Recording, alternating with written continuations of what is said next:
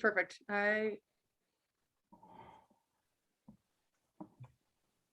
All right, thanks again for joining us.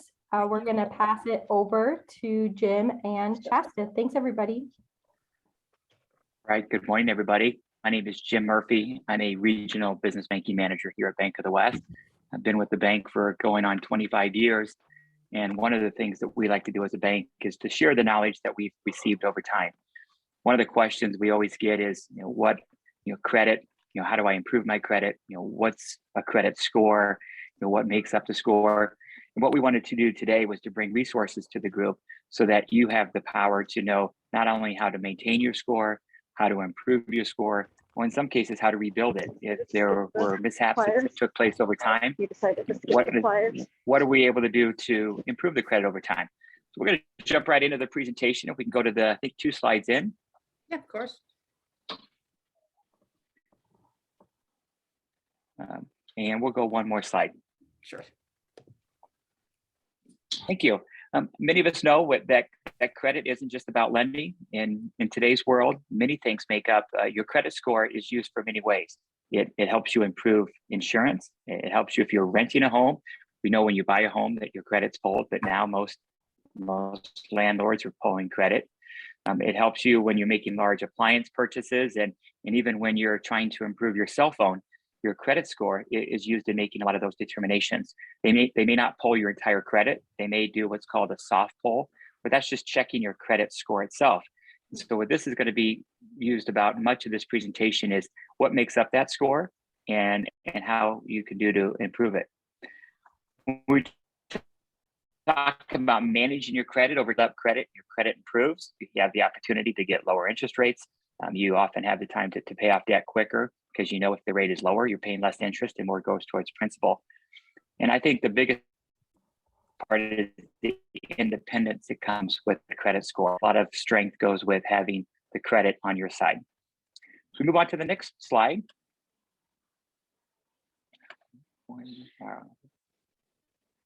Very good. A lot of words on the screen. And so I'm not going to cover every word. This is something that you can go back to, and this presentation will be made available online. So you can go back, and that's why I wanted the words there.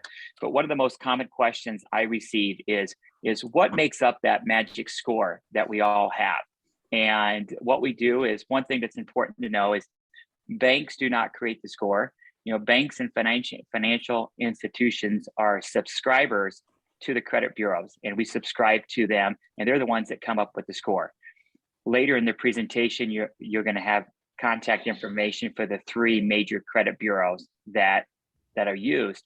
All of them calculate their scores a little bit differently, but by and large, they all create the score the same way. And we'll go through this. Your payment history, 35%, so more than 1/3 of your score is based on your payment history. That's the timing, how long your payment history has been out there, and how you've paid. The latter ones are the ones that people don't think about as much. 30%. So the next highest category is the total amount of debt you owe. And this is the one that I wanted to spend the most time on. When people are going through changes and they've gone through, a lot of times what people do is they may close out credit cards. Maybe they have a zero balance, and for whatever reason, they close out a bunch of credit cards. What that actually does is that reduces the amount of credit that you have available. And that does impact this score because you see a statistic here is that statistics show that to have the highest score, you should have roughly 90% of your available credit available to you. So if you have $10,000 in credit available total, you should charge roughly $1,000 a month to have the very highest score.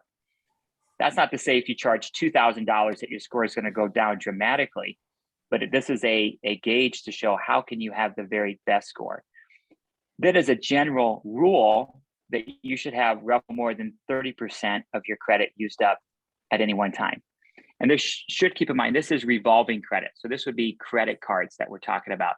Certainly we know if you're taking out a home loan, it's going to be very unlikely that you have only 30% of that home loan paid down. That's going to be different. So your car loan and your home, any other term loan would be different. This is credit cards. So if you have a $10,000 credit card total between maybe 1 card or 4 cards, the general rule is spend 3,000 of that 10,000 available, and that's going to keep you having the very best score. The next thing is 15% is just time. Only time can build your credit in this category. So if somebody is new to credit, they're just out of high school, they've taken on their first card, maybe they have a student loan, time is the only thing that's going to improve this area. But this is also the piece that if you've had negative history, the sooner that you can bring your payments current, the sooner you can pay off collection items, the sooner this 15% score is going to start going back in your favor. So the history of the time from when you've had a negative credit item and then you've paid everything off and you move forward and you have a good credit history, that's going to make up 15% of your overall score. The next one is 10% refers to just new credit. So if someone goes out and you're buying a new car, you may go to car and they may pull your credit 4 or 5 times. That's going to negatively impact your score. The question I often get asked is how far back do we go? Generally speaking, it's 90 days. So you go back, how many times has your credit been pulled in the last 90 days? And then they go back, some go back as far as 6 months. So you want to be cautious to how many times your credit is being pulled in a 90-day period and then a 6-month period to have the very best score. The last part is 10% is just the type of credit that you have. So if you have a car loan, you have a mortgage, and you've had those installment loans for a longer period of time, that's going to improve your score over time. I'm going to pause here because as I've created this presentation before, this is where I seem to get the most questions. So we can ask questions at the end, but I did want to take just a moment to see if there was any questions that came up just pertaining to this slide. Well, I have a quick question for you. All right, we'll move on. Oh, okay. Yeah. Well, I was going to ask a question about this. Since this is mostly about since you were talking about the different things that go into the credit score, if you, I don't know, had to take out several loans to cover a big medical procedure like cancer, do you often see that really negatively affecting credit scores? Do you see a big, obviously that's going to be a term loan, not really revolving because it's just a big loan that you take out. Do you see those really affecting credit scores a lot? Yeah. So what we see is what we see in cases like this, you're right. If someone took out a term loan, maybe they had to borrow, $25,000 and they had a payment plan set up over 5 years. And if they've made those payments on time, that's going to improve the score. Yeah. If we see that term loan where payments have been delayed and you're past due on those payments, that's going to really negatively impact your score. In other cases, maybe it's revolving credit. You've had to put this credit, you had to take these procedures and you had to put it on your credit card. And so what that may look at is your credit cards where you used to have a lot of available credit. Now you've used it all up. And yes, in the short term, that is going to bring your credit score down because you maybe had 50,000 available credit. Now you have 5,000. That in that short period of time, that will pull your score down. But again, it's not going to pull it down to a really negative level as long as your payments are on time. You still have a good mix of credit. So keep in mind that is just 30% of your overall score. It's a big percentage, but it's not the only thing contributing to your score.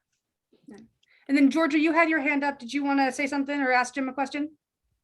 Yes, I was told a few years ago by one of his competitors in Colorado that auto pay bills do actually lower your credit rating, do not increase it. Is that still the case? And can you explain why? No, if you have your car loan and if you have credit cards set up where they make a systematic payment every month, that will not bring down your credit score. And because that's really what we're trying to do is the automatic payment ensures that credit is made on time. So no, that would not bring down that would be no reason to bring down your credit if you have things set up on automatic payment. In fact, when we pull a credit report, we have no way of determining if a loan is set up on automatic payment or if you're making the payment yourself each month. Okay, thank you. All right, we'll move on to the next slide. And again, we'll have time for other questions down the road.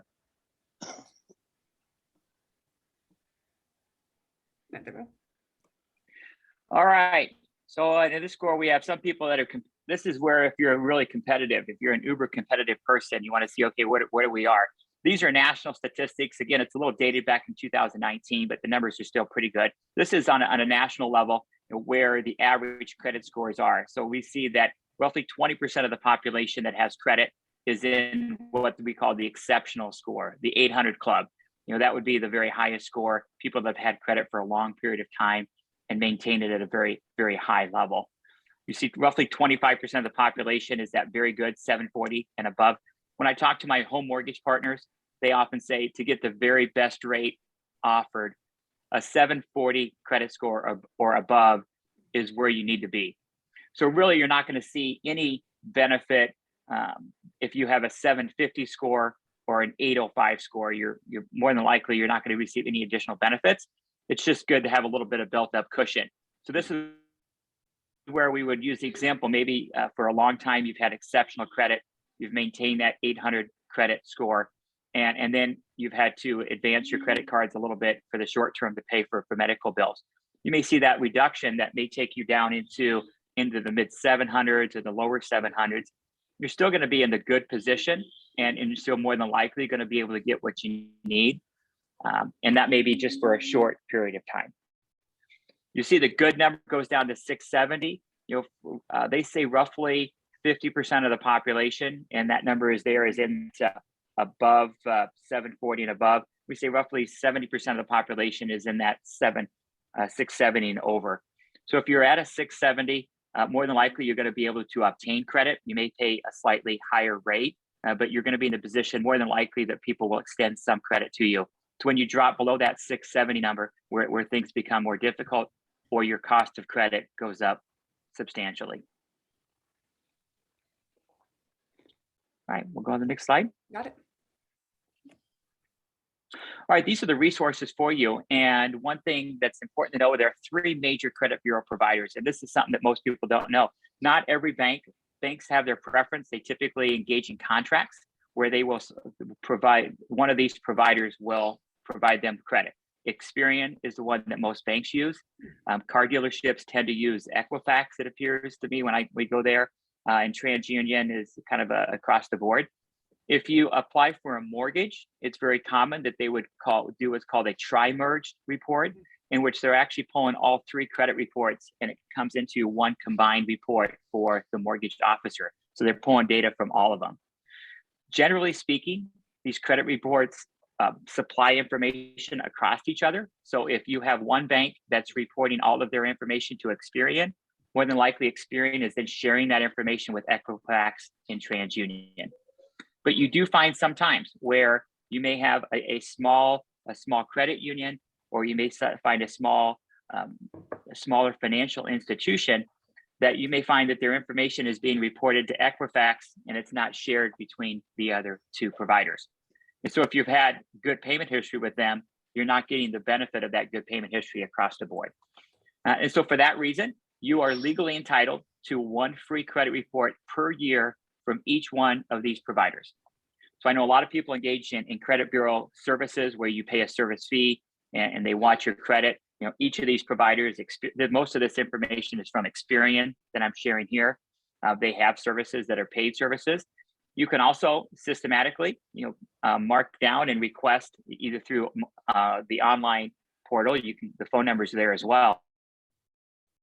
But you can go out there online and you can request a credit report free. It does not show as one of your inquiries. So if somebody asks, well, if I ask for Experian, is that one of my inquiries, and is that going to pull down my score? The answer is no.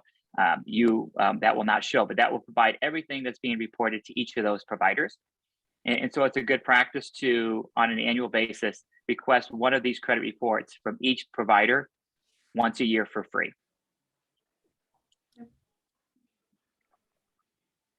All right. Next slide here.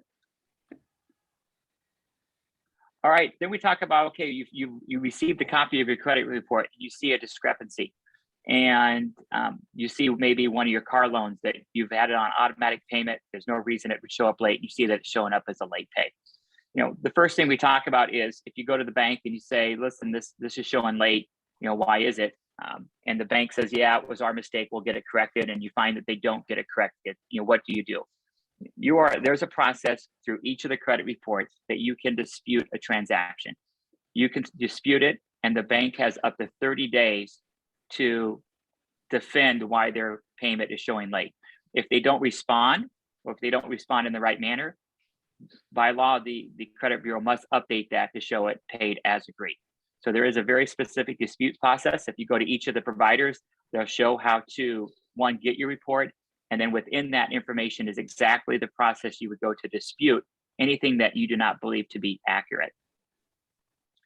And so we find that it is best to dispute discrepancies directly with the credit report agencies, because they have the best processes in place to correct it. And because they have the banks and financial institutions have a very short window to make those corrections. That's the quickest way to improve your credit if there are things that are reporting incorrectly.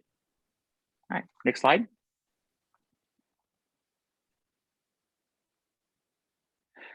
Alrighty, these are just some bullet points I wanted to talk about in terms of, okay, what happened? So some things to say, okay, I had some tough times, you know, what can I anticipate? Again, these are ranges, these aren't specifics. They may vary by credit agency, but if you have late payments, that's the number one driver of lowering your credit score. You can see here that it could be as many as 80 to 110 points that you could drop. So you could go from an 800 score to a 700 score very quickly if you have late payments. We talk about carrying large balances. This would probably be a case we talked about earlier where you had to use credit to pay for procedures. You can see here anywhere from 10 to a 45 point drop. So again, not something that's going to, in itself affect your credit terribly. So if you've maintained a high credit score in the 800s, you're still going to be in that possibly in that 700 range if you've had to increase your availability or decrease your availability of credit in a short time. We talk about closing lines, and this is what I talked about on the onset, where you had a lot of credit, you had 10,000 available in credit, and you decided you closed out a bunch of credit lines. So now you only have 2,000 or 3,000 available. You know, that could impact your utilization, is what it's called. Your utilization ratio is how much you borrowed on credit versus how much you have available. So if you have $2,000 borrowed on a credit card and you have 10,000 available, you're at 20% utilization. If you close out a credit card and you go and now you have 4,000 available credit and you still have 2,000 borrowed, you're at a 50% utilization, and you see that could impact your score as much as 20 to 40%. Opening new lines of credit, again, that's just a temporary ding. All of us have to at some point buy a new car, or we have to, maybe there's a promotion going on where you can get 1 year same as cash for new windows and things like that. That's not a real big thing. You see, if you've had a long-term history of credit and you open new credit, not really a big impact to your score. And then the big ones down below. If you've had a foreclosure on your home, you can see as much as 200 points on your credit score. You see a short sale, 80 to 90 points, and then the bankruptcy would be the number one driver at 250 points estimated against your score. Again, these are estimates that were provided by the credit bureau agencies. These aren't the Bank of the West numbers. These are things that we've been given through the credit agencies that happen over time. All right, next slide. All right, that was the end of the first presentation talking about credit. So I'm going to pause there. Again, we believe that the knowledge is in the power. Right. So understanding what makes up your credit score is the number one factor in helping you maintain and improve it. So hopefully this is information that was useful for you. And then what we're going to do is Shasta is going to talk about planning for the future and some other financial planning tools. So I'm going to pause to see if there are questions on credit before I then turn the table over to Shasta. I have one question. I have several credit cards that I haven't been using for a while because I don't need to use them, but I don't want to close those accounts. Does it hurt that I haven't used them, that they're just sitting there? That's a great question. That's a great question. And that's a question a lot of people ask is, it does not lower your score when you do not use a credit. Some people were taught that you have to put $1 on there or you have to pay it off. So if it shows, when we look at a credit report, it'll show a tick mark for every month it's been open. and then it's going to show a number 1 or a number 2. If you're late, it's going to show a 1 or a 2. So long as you have those tick marks, that's just it shows another history in time where you've maintained that balance and you've managed that credit appropriately. So what we tell people is that will not in itself hurt your score. The factors you have to be careful of is make sure it's secure information. So if your social security number gets compromised, that is another access way that fraudsters have to, charge your credit. So if you have a lot of credit out there that you're not utilizing, that's when we say it's most important that you're frequently checking your credit to make sure that somebody isn't stealing that information and using that card, because it's a card that you haven't thought about for a long time. So that's the only risk to be mindful of. Okay, thank you. And then Ardell, you raised your hand. You have a question for Jen? Yes, I do. Yeah. In the past 3 months, I have had one of my medical bills sent to a collection agency. How does that impact my credit score? Okay, so that what we find is if it's at a collection agency, if you're working with that agency, it would be important to ask them, are they going to report that to the credit report as a collection? What we've found is that some collection agencies, as a tool, if you're making payments to them and paying as agreed, they won't report it. If you don't respond or if you don't do anything, they're going to start reporting it. By definition, a collection is a negative item on your credit report. It will show in that bottom point as not as harsh as a foreclosure, but collection items do report as a negative impact to your score. So it's important to know if they're going to report it or not, or ways that you can make payment arrangements so that they do not report it, because it would be to your benefit for them not to report that item. Yeah, I'll have to ask them. I've sent the payment in and they still haven't credited me, so I will have to talk to them soon. Thank you. You're welcome. All right. All right, I'm going to turn it over to Shasta to cover a few other items. All right, thank you so much, Jim. I appreciate that information. And the few items that I want to go over and kind of how do we plan for our future? I know all of you are cancer survivors. We heard earlier that you have some friends that maybe are just starting this process. So even some of the information that you have maybe already done, I'm going to encourage you to take some of these steps for your future. But if you want to share this information, again, this will all be available to you after. So if you could go to the next slide there, Emma, for me, that would be great. I'm used to driving this, so I was trying to pull the slide over myself. So I'm going to talk a lot here about estate planning. And a lot of people that hear estate planning is like, I don't even have any money. Why would I plan? It's really meant for anybody that is over the age of 18. So we all have finances, we all have health, we all have property of some sort.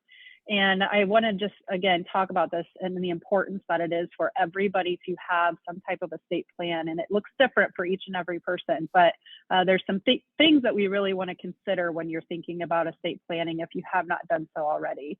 So go ahead and go to the next slide.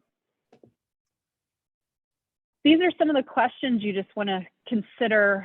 You can definitely go to an attorney to help you draw up any of these papers.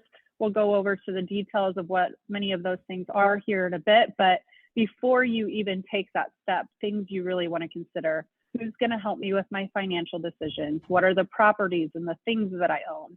What would people want? Who's going to take care of my children? I think that's the one for many of us when we enter parenthood, that the first thought. Maybe causes that I want to support after my time is gone here. What are some things that I really want to make sure that I can help leave a legacy to, and maybe some of the volunteer efforts and things that you're doing? Who's going to help with those medical decisions, and what are my preferences? So many things that jot through your guys' heads, and I know you have been through some really trying times probably just recently, if this is your first time or maybe even second or third time.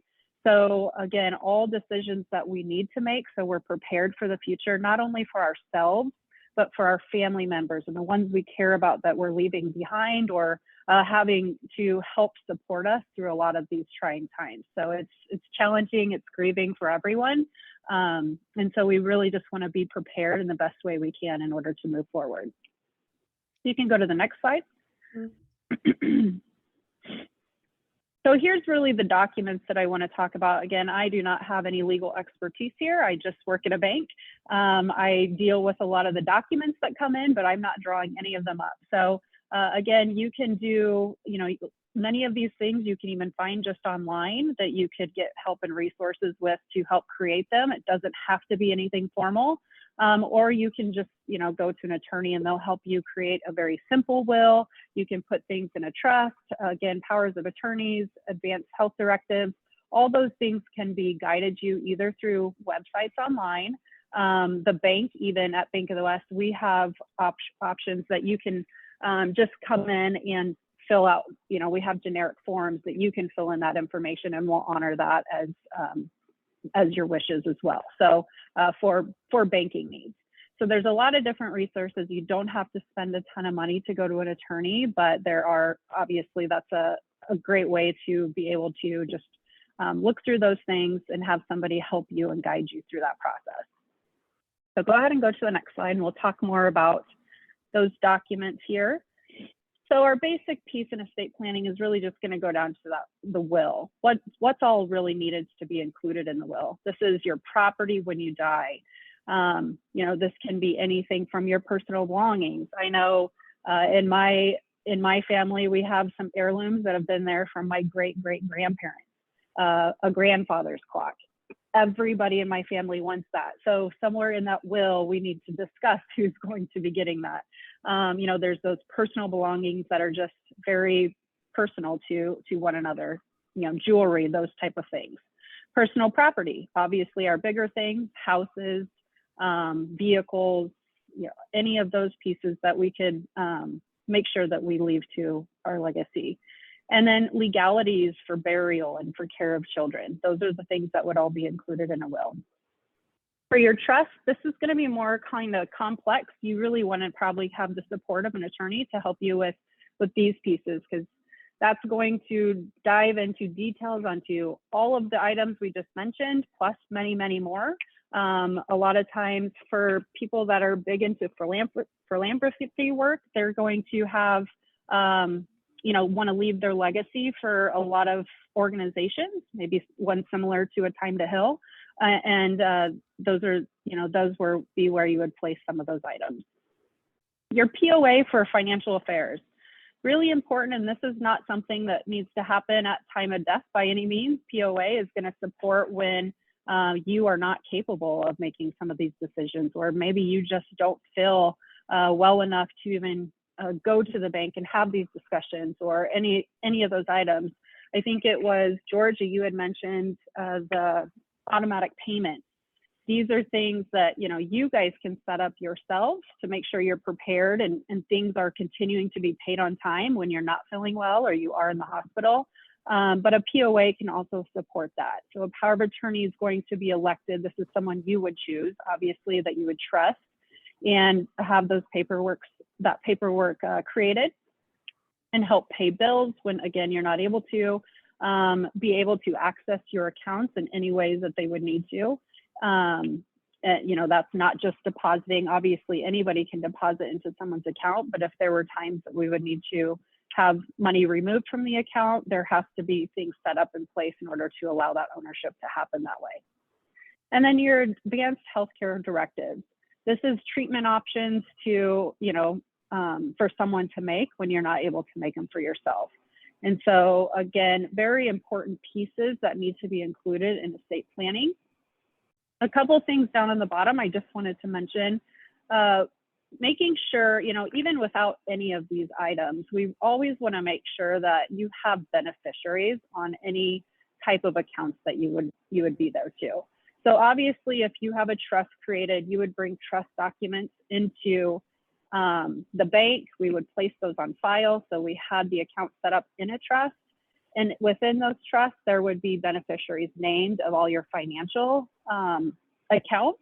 but you would also have things like life insurance, your retirement accounts, all of those things would have beneficiaries listed in there. If you do not have a trust, you still can go into the bank at any point and make sure that you have beneficiaries labeled on your account. So if you were to pass, or if anybody, any of your loved ones that were to pass on, having a beneficiary on there would allow them to be able to transact on your account instead of it going to probate into the state and delaying things a lot longer. So any type of financial account that you have out there that has an option for beneficiaries, we really want to make sure that you have those set up already, even without the estate planning documents that I just talked about. The other really, really key piece here is having them all in a safe and secure location that your loved ones would know where to find this information. So we have a lot of people that have safe deposit boxes, and their loved ones don't know how to get into it. They don't have the key. They don't have any idea where this information's at. They don't know where, trust paperwork's at, and it never got filed with the bank. There's a lot of times there's pieces that can cause a lot of frustration. And when we have individuals stressed because they're either grieving or they're supporting in ways they haven't done before, this adds a lot of unnecessary measures and heartache for our loved ones. So just making sure that our team, or that our loved ones know where this information is at, is very, very helpful through this whole process. Okay, you want to go to the next one? So many times, you guys probably know this way better than I do, but medical bills can be very overwhelming. So a couple things that you can do, or again, relying on family, friends to kind of support you here, would just be organized with the process. I'm not part of the medical industry, but I do know personally, my son has had some medical expenses before, and you get paperwork coming from everyone. And so from your health insurance, there's a document that's called Explanation of Benefits, the EOB, that you'll hear that sent to you or called often. When you're looking at that EOB, you want to make sure that those are matching up with the actual medical bill that you're receiving. Because there are many times that the codes can be wrong, or the percentage that the insurance company is paying is not matching what's saying on the medical bill. And so having someone or yourself to really review that information is going to help maybe eliminate some of these costs to you guys. And again, just catch errors that are done just simply from a coding error. Or maybe there is inaccuracy of services that were provided. Sometimes we are elected to have something done and then that was canceled, or a change of plan. And if that's the case, sometimes those items still make it to the bill, and we're responsible for paying for those things. So again, having somebody to really support you. There are case managers at insurance companies as well, if you have medical insurance, that you can rely on to help with that, or having friends and family if you're not well enough to really go over this, because it can be very, very overwhelming. And then just wanted to talk about really, how do we work out a plan? Jim talked about kind of the implications that many times happen being in the financial industry. A lot of people that come to us, their credit has been hindered because of medical expenses. And so I just really want to stress, we have to work out some type of plan. And ignoring it does not make it go away. It makes it so much harder for everybody to really come up with a solution. So there's a few ways that you can do that. Obviously, the first and foremost, try to work out some type of payment plan with your medical provider. Many times they'll work, put you on some type of medical plan that does work for you. Again, we're gonna owe whatever that dollar amount is, so we do have to pay it back at some point. And so talking through them is gonna be your best plan of action in order to do that. As Jim mentioned, sometimes, bills don't get paid and they go to collections. If it reports to your credit report, it is going to be a ding. There's no way around it. And so ignoring it will not help it, but working with them and staying on some type of plan that will work for you is going to be a great option. The next piece is maybe it's a possible mortgage refinance. Right now, we're in an industry where rates are starting to climb up after a really long time of not. So I think that scares a lot of people away from doing a mortgage refinance because maybe you have 3% interest on your mortgage currently today. Well, that might be a little bit higher, but if you're struggling to pay the current bills and including maybe these medical bills that you have today, a mortgage refinance could be a great option, because another thing that's happened over the past few years is we've built up a lot of equity in our home. Our home values have really skyrocketed from where they were even just 5 years ago. And so most people have kind of a built-in safety net or an equity within their home that they can now finance against. And so it may give you a lower rate than if you're putting bills on credit cards or whatever other solution you're coming up with. Doing a mortgage refinance from even going from a 3% to a 4%, or let's say it's even 5%. If I put all of those into one loan and I can spread that out over 30 years, which a mortgage can be done, you're going to have a much lower rate overall versus your credit card. And your monthly payments are going to be a lot smaller too, because you have that built out over 30 years or even 15 years. So it's going to put you at a lot more comfortable place to have these discussions and really come up with some solutions that make it easier for you to get through. The last option there is our home equity line of credit.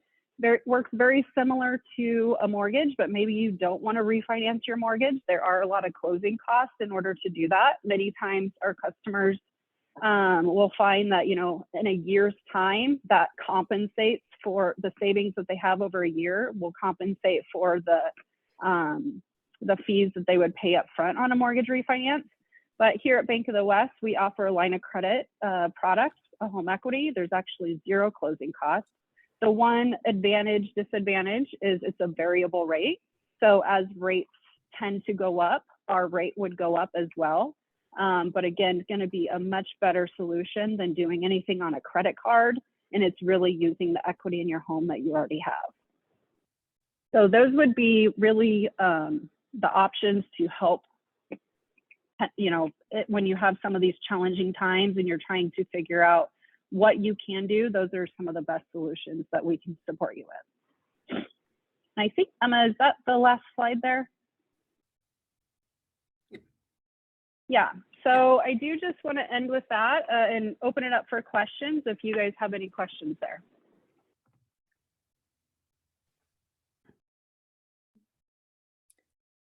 I will say something, Shasta, if you don't mind. Yes, go ahead. You did talk about the medical payment plans with your hospital or your doctor's office or whoever you're working with. We do have some of those resources. We went and pulled them out. It's usually like an application that you do for like financial assistance. If you're at Methodist, if you're at CHI, there are specific places to go, and those all will be in the email that we send as a follow-up to this. So if you're not already working with them, that site will be available in that email that we send for you. Ask about your medicine. And this is Ardell, and I have another question. My daughter is my POA for finances, but I never thought of having her as a beneficiary on my bank accounts. Is that necessary? Yeah, so great question, Ardell. Actually, a POA will support while you're surviving. As a beneficiary is after death. So if you don't have a trust set up, the account set up in a trust, after death would not be supported in this case. So you would want to have a beneficiary named as well. All right, thanks. Great question.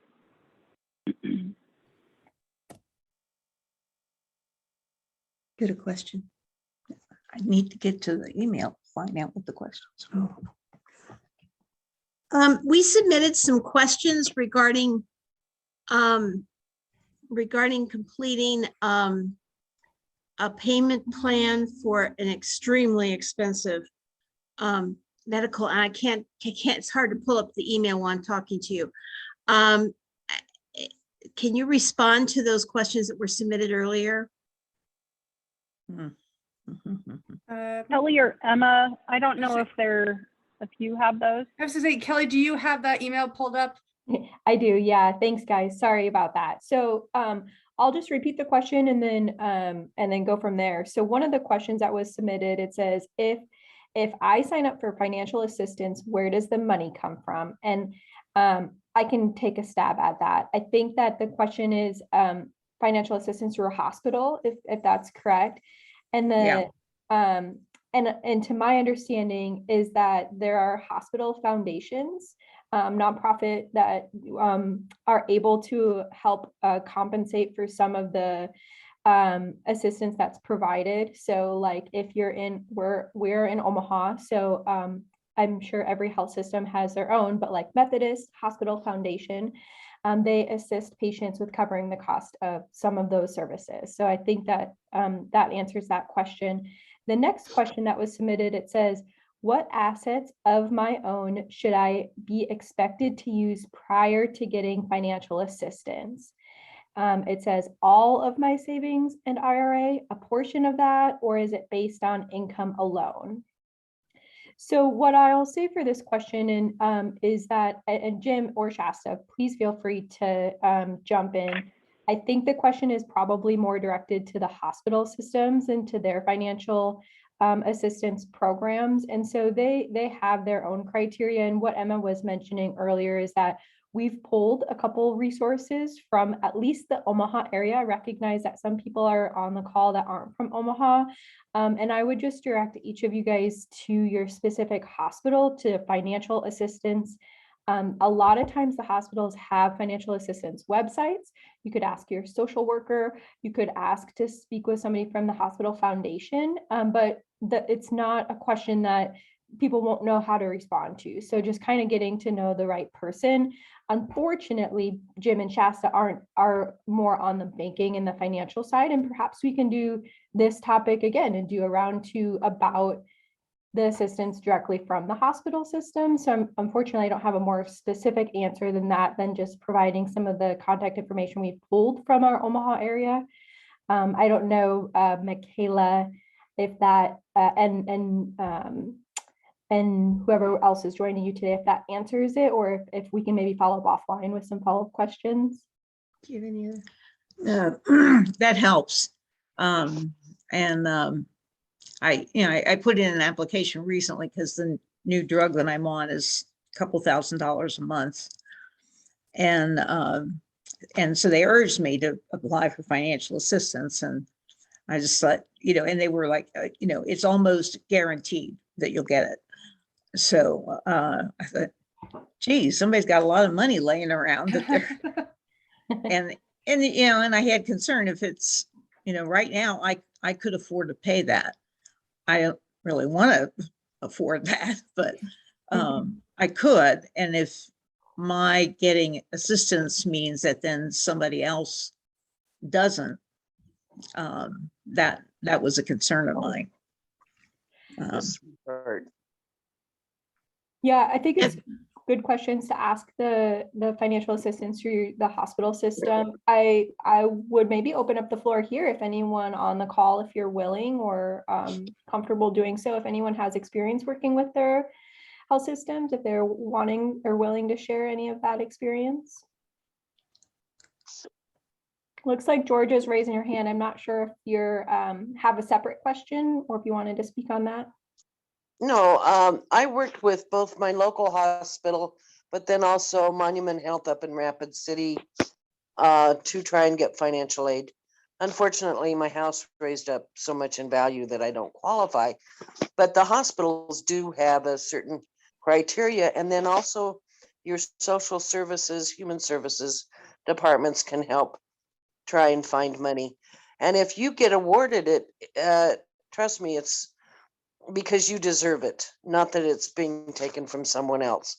There's money from all sorts of foundations. So if you can apply, and just work closely with them. Okay, thank you. Yeah. Ardell, looks like you still have your hand raised. Did you have another question, Ardell? I do not. I don't know how to take it off. It looks like Christine's also raising her hand. Did you have a question? Yes, I did. So so I've liquidated everything I own. So how do you come back from that? What do you start as far as a banking thing of, okay, do I go into mutual funds? Do I try? What do I try? You know, as far as opening an IRA, you know, what is the best way to quickly set up for your retirement again? Does that make sense? Christine, I can start and then I can send it over to Jim maybe, since you have Okay. liquidate a lot of your assets. I don't know if you're currently working. You know, obviously the best and quickest thing to do is through a 401k, because many times your employer is matching what you have there, and so it's essentially free money. So that obviously would be the first thing that I would advise you to do if you do not have any of that set up for retirement. And then the second thing would be, you know, just sitting down with a financial advisor and talking about, you know, how much are you comfortable even putting aside on a monthly basis, a weekly basis, whatever that looks like. So, and then finding the best option for you and your time of life and what you're really looking to accomplish. You know, people that are nearing retirement, that's a completely different plan and conversation of what they're comfortable doing versus someone that has, you know, 20 and 40 years away from retirement and what they're looking to set up. So I would definitely advise connecting with a financial advisor, either at your local financial institution, to talk about what would be the best plan of action for you specifically. Good girl.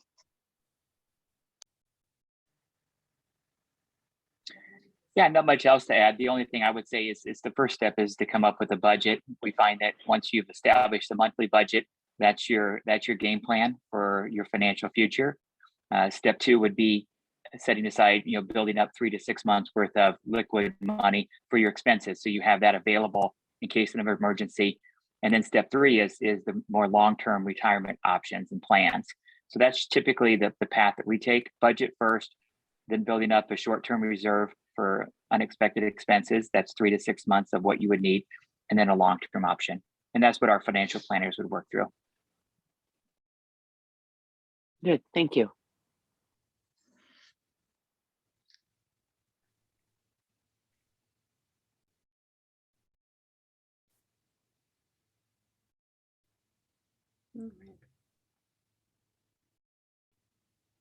Do we have any other questions or anything else that you guys wanted to address with Jim and Shasta? Kelly, am I forgiving any of the pre-approved questions? Nope, those were the only ones that were submitted. So yeah, Okay. I saw that Christy with a K had a question earlier, or maybe it was an accident. So if that question still remains, feel free to come off mute. If you guys want to submit any in the chat box, feel free to do so as well.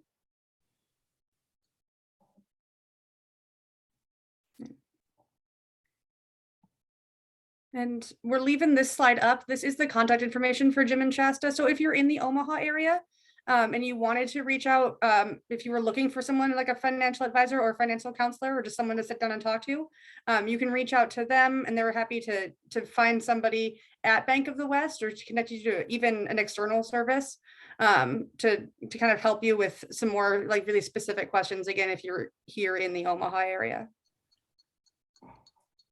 And I will encourage you, if you're outside of the Omaha area, but Bank of the West is in your footprint, you could still connect that to one of us, and we could connect you with someone locally there for you as well.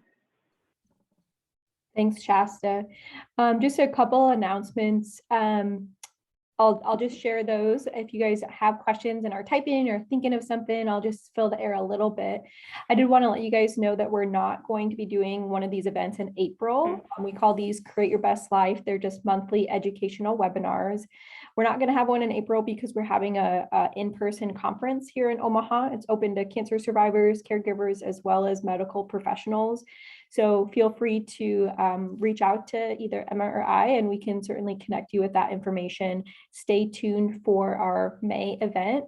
We do ask at every event if you guys have suggestions on different topics that you want to see covered. Perhaps we can reach out to somebody within a hospital system, their financial assistance, if there are some follow-up questions. But if there are other topics that you'd like to see covered, please don't hesitate to reach out. We take those suggestions pretty seriously. So I don't see any other questions in the chat box. Anybody else want to holler or come off mute and ask any final questions before we close up?